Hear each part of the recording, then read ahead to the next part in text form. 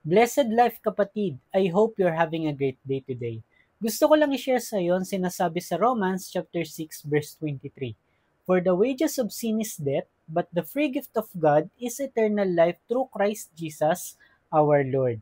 This verse powerfully reminds us that sin separates us from God and leads to both physical and spiritual death. Ang bigat, no?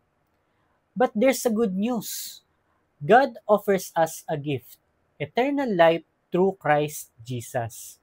This gift is not something that we can earn on our own or something that we deserve, but by the grace of God, binigay niya sa atin ito ng libre. Through Jesus, we can experience forgiveness, redemption, and a fresh start.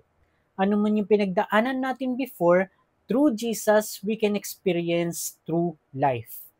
This is an invitation for you to receive this gift and turn away from sin and embrace the abundant life with Jesus. So ngayon kapatid, ready ka ba na i-receive ang gift na ito na binigay sa atin ng ating Panginoon? I hope you do because Jesus loves you.